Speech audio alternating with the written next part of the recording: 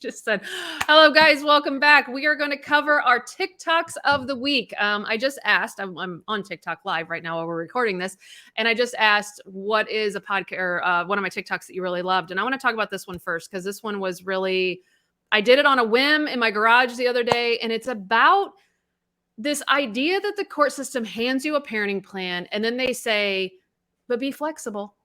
And I just don't understand it. Like, this contract is a court order. Like, it is a contract. It's exactly the opposite of flexible. Yes, like it's supposed to be like in stone, right? So then in the same breath, though, your ex could take you back later and be like, she's not being flexible. He's not being flexible enough. And to that, I'm like, but okay, tell me any other instance where there's flexibility. So like in a contract. I always use the example of Tiger Woods. Isn't that the whole point of going to court, is so that you have something on paper? You have like set stone. So like I always use the example of Tiger Woods and Nike. Do you think there's flexibility there? Do you think Nike's like, hey, Tiger, you know what? I know we promised you $3 million for this commercial, but we're going to give you, what?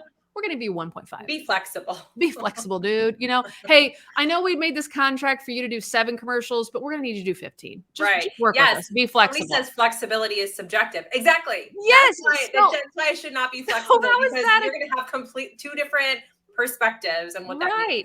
It's infuriating to me. So I made a TikTok about it, and I could just tell in the comment section that, yeah, people are like concerned about this, because it's like, when is enough enough? And if you are with a high conflict person, flexibility is not your friend. You do not want to be flexible with a high conflict person, because they take an inch and make it a mile. That you crack the door open, they're fucking swinging that fucker open. Like, you can't do that. So when the court looks at you and says, shame on you, Sam, you weren't flexible. Do you know what I'm working with over here? I'm working with somebody that if I give them a day, they're never going to give that day back to me, because I have majority of the time. That was my ex-husband's argument all the time. Or like, you try to give an inch, they'll take a mile. And all the time. Like I had one client that called me. She said, hey, you know, my ex-husband showed up after football practice. He said, hey, since the kiddo's birthday's tomorrow, can I take him home and have dinner with him tonight? It's not in the schedule, but can I have him? I know it's his, day for you for the birthday, but can I just have him for dinner tonight? This mom, knowing they were high conflict, said, sure, fine. Just bring them back late tonight when you're done with dinner. Like, make sure they're home for bedtime. Do you think those kids got brought back? No. He said, oh, well, they're tired, so I'm going to take them home and put them to sleep. You'll get them in the morning. So now what was supposed to be her day, waking the child up for his birthday, is now the ex took it and said, well, you gave them to me last night. I didn't think it'd be that big a deal. You asked for dinner, but you made it breakfast. And so she's like, she called me. She said, how do I not have that happen? I said, you can't be flexible anymore. You can't be flexible with somebody that changes the rules in the middle of the game. Mm-hmm. He asked for dinner and now he made it breakfast. And this goes both ways. So don't even come for me on the comments about, oh, men do this too. Women do. We know. Mm-hmm. We know. This was just an example of, she was trying to be flexible because she fears, and she's already been taken back to court, that she's not giving any extra time. And she's like, Sam, how do I give extra time when he already has a set schedule? I have things planned for those days that are mine. And now I'm supposed to be flexible and let him have more time. But the court, so it's like, I don't understand, judges. Explain it to me. You court ordered and said, this parent deserves more time. Here's the schedule. But in the same breath, you're telling me, but if they ask for more time, give it to them. No. I'm just going to tell you, from somebody that has been to court a bazillion times, you're never going to win with somebody like this. They're going to take you back for everything. You might as well just have your kids when you're supposed to have your kids. And again, unless it's going to be given back to me before the person needs it. So here's what I had to learn with my ex-husband. If my ex-husband says, hey, can I have the kids? Sure. It's a swap, dude. Do I get the weekend before? If you need that weekend, I'll take the weekend before. I always took the weekend before, because if I waited and let him have the time of mine, he would never give me that time back. He'd be like, oh, it was just one time, Sam. It was only for a few hours. It was for one night. It's not that big a deal. You have them more of the time anyways. Just give me that one. And he would never give the kids back. So if we were going to swap, I always had to have the time. I'd get my time first to help him out later, because that's how he worked. You have to know who you're working with, and you got to explain to your attorneys that flexibility, no.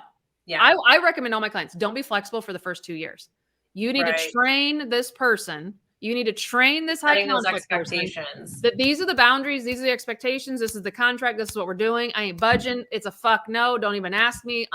After 2 years, okay. I can give you the example of this. It's kind of like, you know, when you're in school and you got a substitute and you're like, we're running the show today because this bitch is stupid. You know, she's easy. She's the easy substitute. It's because the very first time she was a sub, the class ran it and they told everybody, hey, this sub's easy. If that sub would have came in and she was the lay the law down type of sub, the whole class would be like, oh, fuck, we ain't getting away with nothing today. And you know, you had those substitutes when you were a kid, the easy one and the hard one. And you knew them because they were always tough. And then when that tough teacher was nice, the kids were like, what's going on? Why is she so? You need to be the same way with your ex. You got to be tough at the beginning, follow the parenting plan, and then you can ease up later. But so many of you go the other way and you're like, I'll be flexible. I want to be nice because they're going to be nice to me. Nope. No, they won't. Not if they're high conflict. Now, if they're an average Joe, or, you know, an average Karen that's a sweet person, go for it. Not all of you are divorcing high conflict people. Some of you are divorcing really decent human beings. Mm-hmm. Yeah, that's the thing is we're talking about when you're trying to co-parent with somebody who's just not reasonable. They're not a rational person.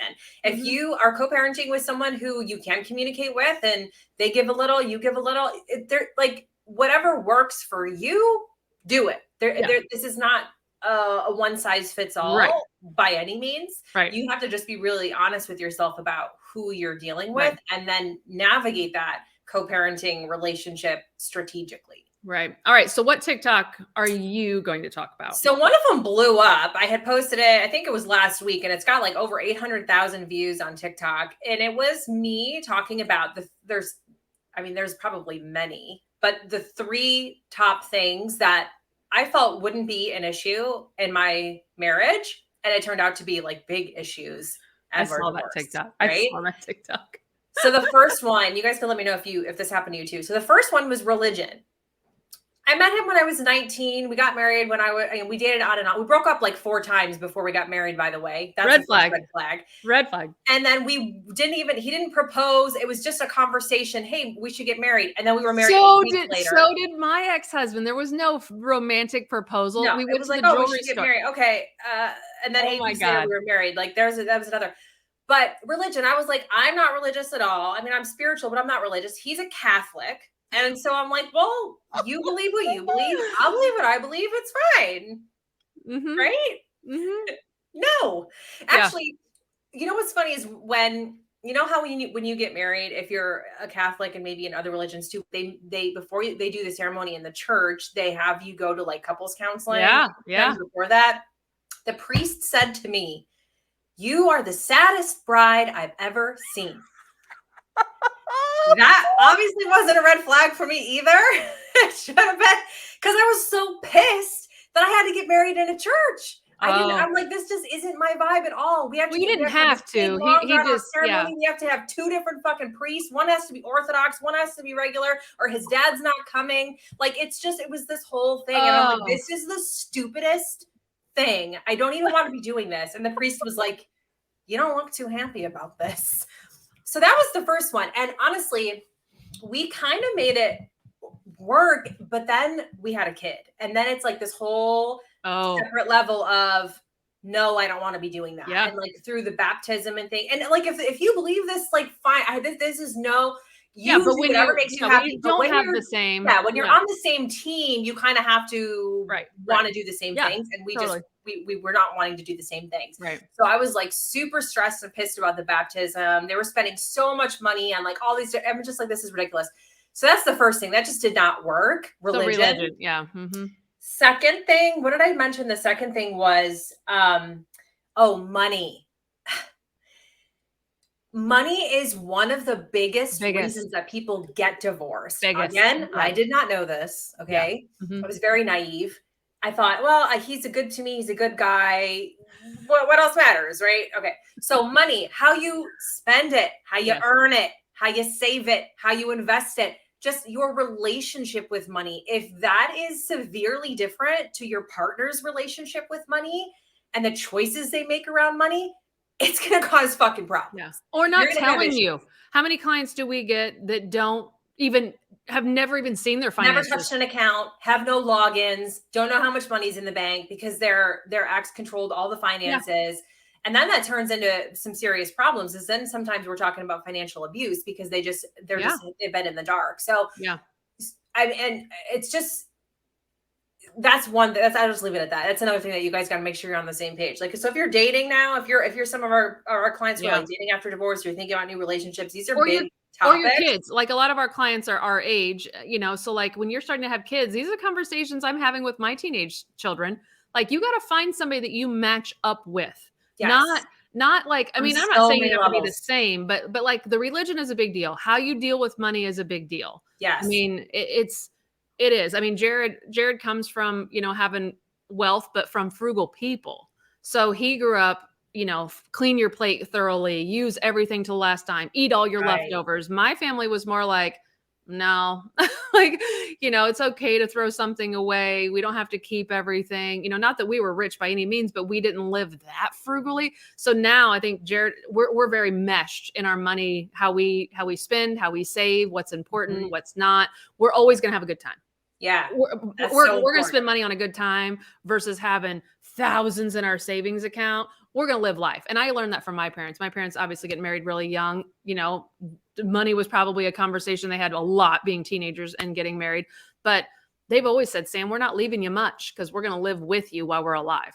And I like that. I it's great that people are going to be left money, but did you do anything fun with your parents? So like having that conversation of how you're going to spend for your children and how are you going to save for your children? Yeah. That's how much debt do you have? I mean, like all of that needs to be talked about because that's going to cause problems if you don't. Yep. What was the third thing was health. I didn't think that would cause issues in a relationship. I consider myself a healthy person. I like to eat healthy foods. I exercise, I move my body, I take supplements. Like I pay attention to what I put inside of my body and how I move my body. My ex does not live that way. I thought, well, that's fine. Like you be you. Right. You be fat and out of control and be unhealthy and have a heart attack, and I'll be over here like, I don't want to judge. I don't want to be shallow. I don't want to judge you on how you live your life, right? Well, it causes problems, especially again when we have a kid, because even now we've been divorced for a year. I mean, we've been divorced for 10 years, 11 years. It still fucking causes problems because now you have one parent who cares about what they're putting into their kid's body and learns about food and how it affects your organs and everything and your energy and your brain.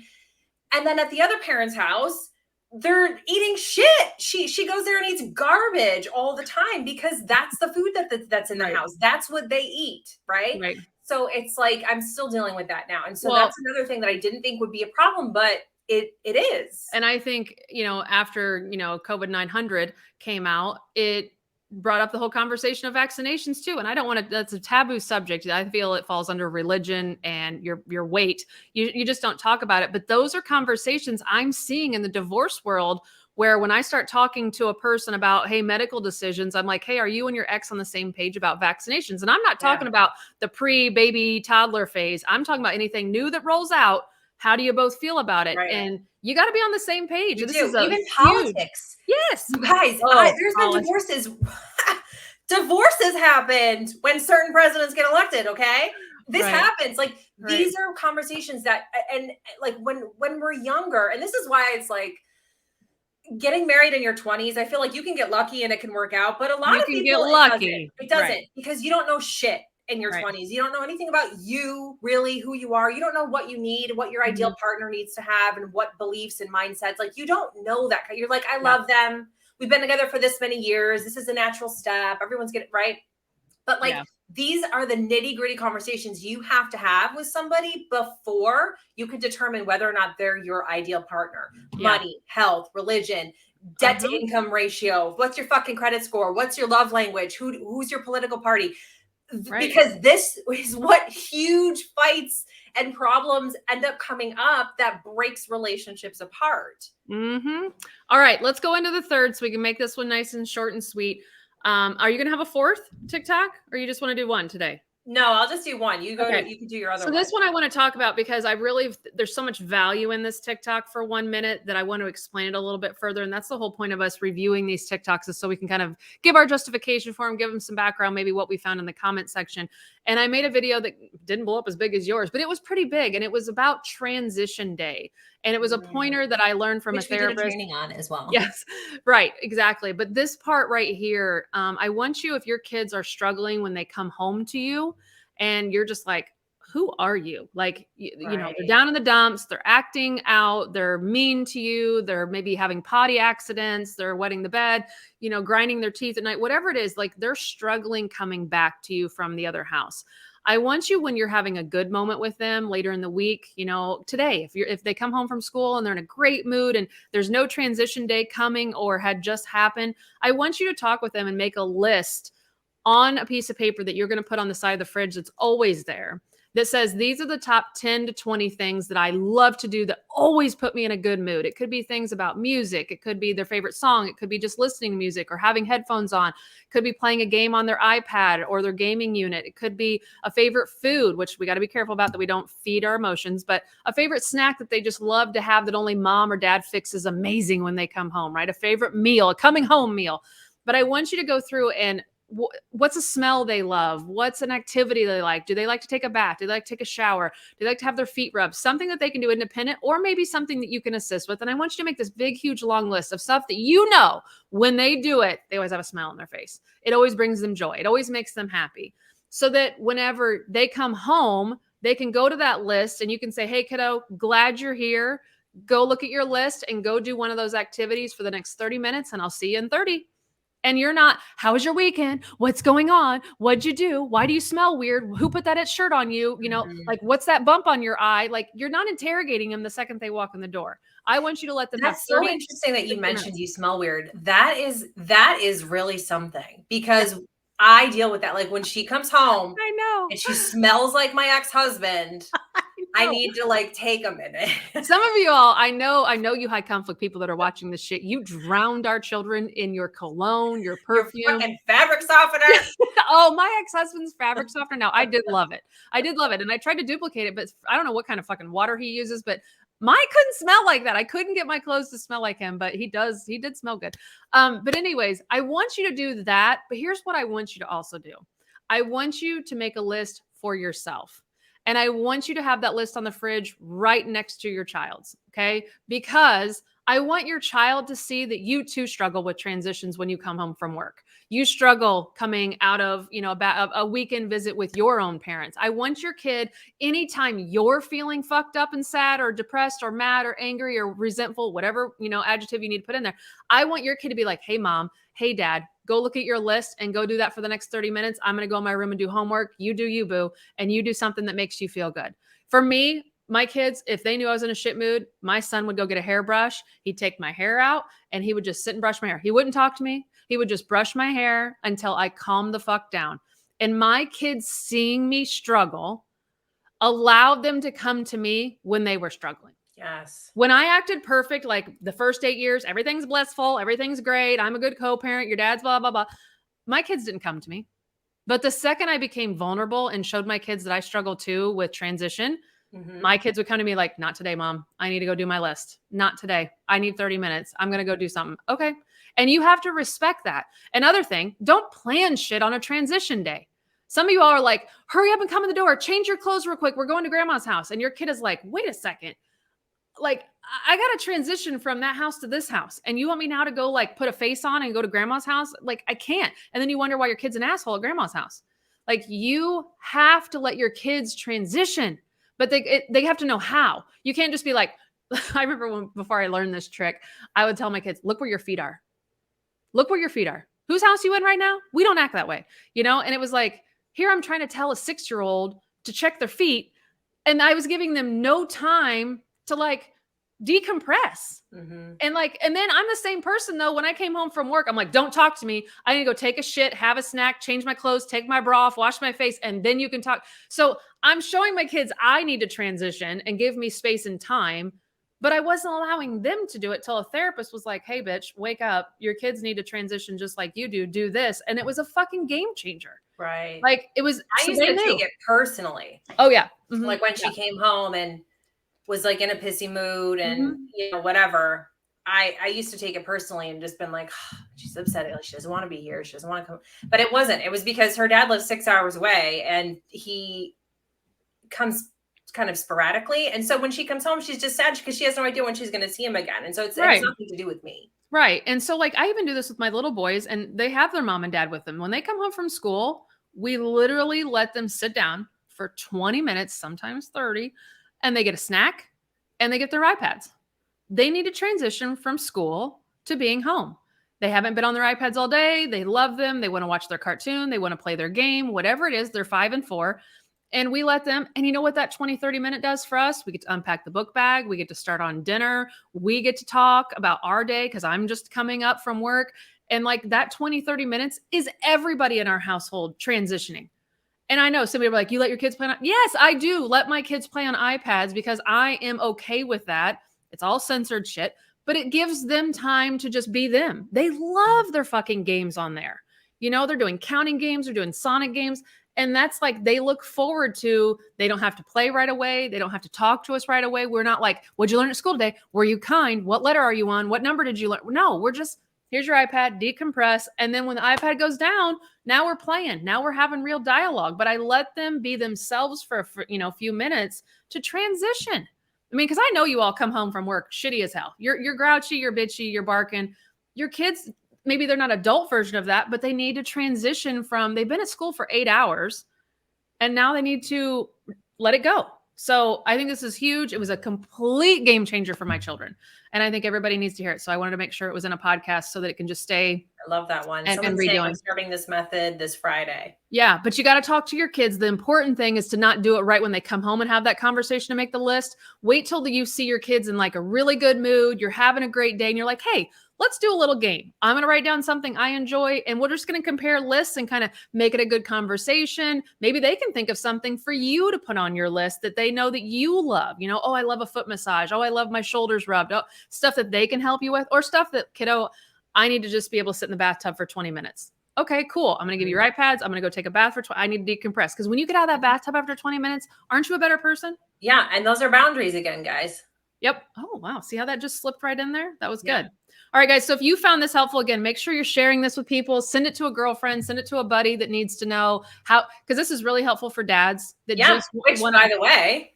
Oh my gosh. Yeah. So this whole training, the one we just did and this one are great for dads too. This isn't just mom driven. And Leah and I mean, this week we opened up all of our services to men, to dads, to fathers. So you have the ability to be in a free support group, which we're running live right now inside that group. You have the ability to get into our group coaching as a dad. You have the ability to watch the next chapter, which is trainings that we do in a private group. And inside there, you guys, we're doing a training this week on boundaries. So if any of you dads have a high conflict baby mama that drives you absolutely insane and makes you walk on eggshells, we're going to help you start implementing some boundaries for yourself, because you're never going to make her have a boundary, but you can have some boundaries for yourself to where you can start working on your co-parenting journey, parallel journey, co-parenting journey with her. Okay. So everything you need is the link in the bio, everything. Both Leah and I have link trees. We have each other on each other's link trees. So it's literally a matter of just clicking what you need to find, go there, purchase, join, whatever it is. But sitting here and just listening to free advice is also a good thing too.